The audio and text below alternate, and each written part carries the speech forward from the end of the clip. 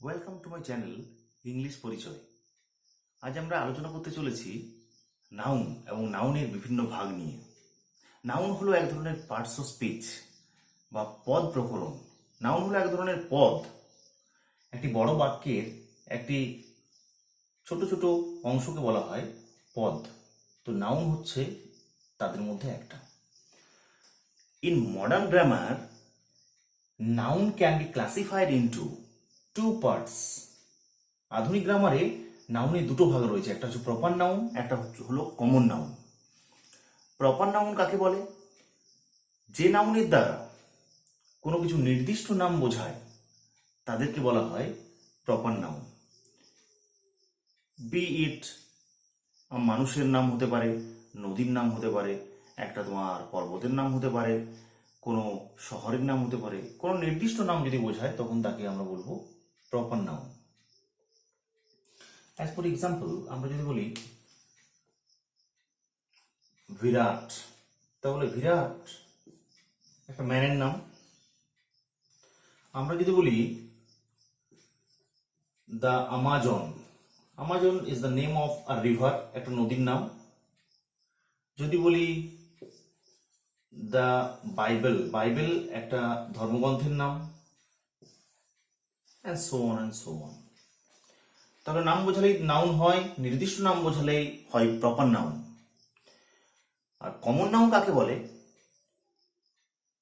Proper নাউনে যেমন নির্দিষ্ট কোনো নাম বোঝায়, কমন নাউনে কি হয়, ওই নির্দিষ্ট নামটি না বুঝিয়ে পুরো ক্লাসটাকে বোঝায়, বা ক্লাস নাউনও বলে অনেক সময়, শ্রেণীকে বোঝায়, পুরো শ্রেণীকে বোঝায়। অ্যাজ ফর এক্সাম্পল, যেমন বিরাটটা হচ্ছে প্রপার নাউন, কিন্তু ম্যানটা হলো কমন নাউন। দ্য অ্যামাজনটা হলো একটা নির্দিষ্ট নদীর নাম, তাই ওটা হলো প্রপার নাউন, কিন্তু রিভারটা হলো কমন নাউন। দ্য বাইবেলটা হলো প্রপার নাউন, কিন্তু বুকটা হলো common noun. The Statesman, the Anandabazar পত্রিকা যদি একটা প্রপার নাউন হয়, তাহলে পেপারটা হলো কমন নাউন। এরপর আবার কমন নাউনের অনেকগুলো ভাগ রয়েছে, যেমন material noun, collective noun, abstract noun, concrete noun, compound noun. আবার অনেক সময় নাউনকে দুটি ভাগে ভাগ করা যায়। একটা হলো কনক্রিট নাউন, যাদের কনক্রিট কথার অর্থ হচ্ছে যাদের নির্দিষ্ট আকার এবং আয়তন আছে। আর অ্যাবস্ট্রাক্ট কথার অর্থ হলো বিমূর্ত নাউন, যাদের নির্দিষ্ট কোনো আকার নেই, আয়তন নেই, চোখে দেখা যায় না, যাদেরকে ভেবে নিতে হয় বা কল্পনা করে নিতে হয়, তাদেরকে বলা হয় অ্যাবস্ট্রাক্ট নাউন। সো আমরা জানবো যে এই 7 ধরনের নাউন সম্বন্ধে জানবো। নেক্সট যে নাউনে আমরা চলে আসবো সেটা হলো ম্যাটেরিয়াল নাউন। ম্যাটেরিয়াল কথার অর্থ হলো পদার্থ। তাহলে যে শব্দের দ্বারা কোনো কিছু পদার্থ বোঝায় তাকে বলা হয় পদার্থবাচক বিশেষ্য। যেমন water, iron, diamond, etcetera.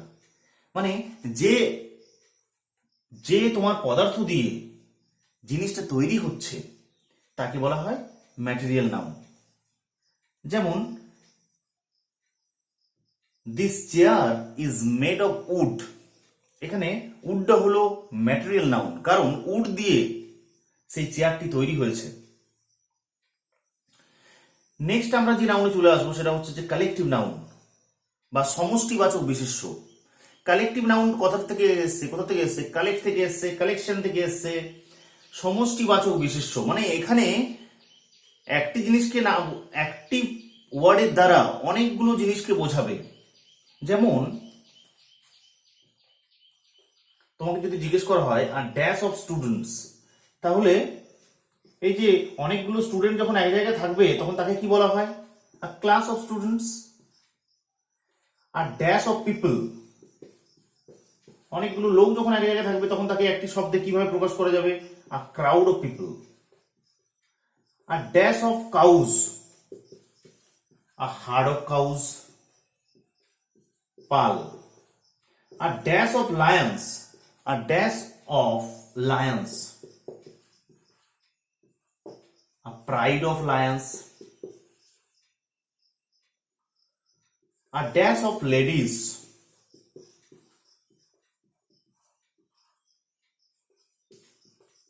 bevy of ladies, a dash of flowers, a bouquet of flowers, bouquet বলা হয় না?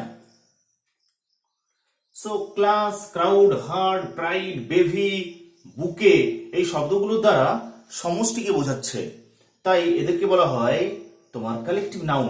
কালেকটিভ নাউন নিয়ে আরেকটা আমি ক্লাস করব from the competitive exam point of view.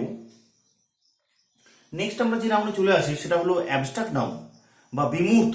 আমি বললাম নাউনকে দুটি ভাগেও ভাগ করা যেতে পারে। একটা হলো কনক্রিট, যা নির্দিষ্ট আকার আয়তন রয়েছে, তাকে দেখা যায়, অনুভব করা, যাকে দেখা যায় তাকে বলা হয়, যার নির্দিষ্ট আকার আয়তন আছে তাকে বলা হয় কনক্রিট, আর যার নির্দিষ্ট আকার আয়তন নেই তাকে বলা হয় অ্যাবস্ট্রাক্ট বা বিমূর্ত।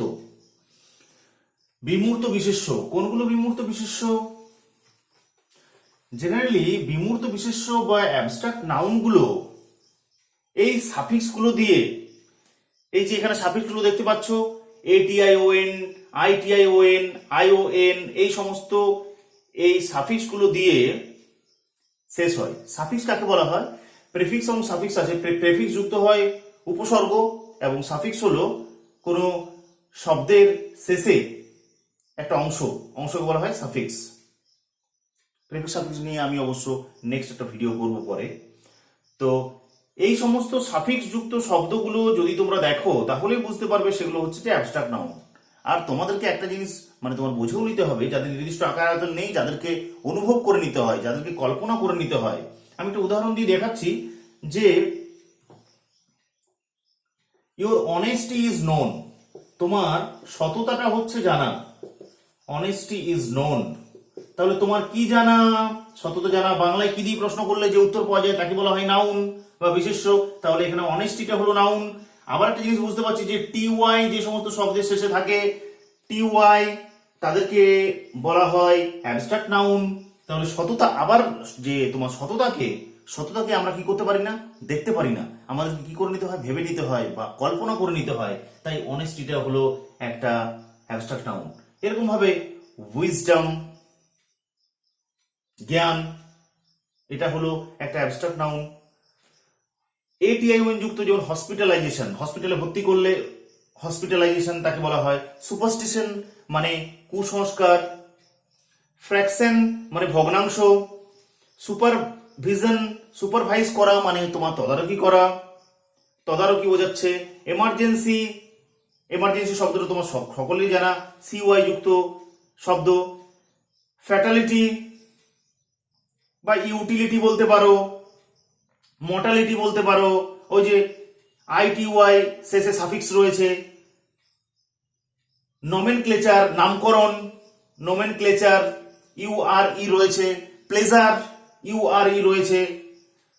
স্টাবননেস, স্টাবননেস মানে একগুঁয়েমি, নেস যুক্ত সাফিক্স যদি থাকে তাহলে সেটাও হচ্ছে অ্যাবস্ট্রাক্ট নাউন। ফলসহুড, হুড যদি থাকে, ম্যানহুড, বয়হুড, উইডোহুড, এগুলো হলো অ্যাবস্ট্রাক্ট নাউন।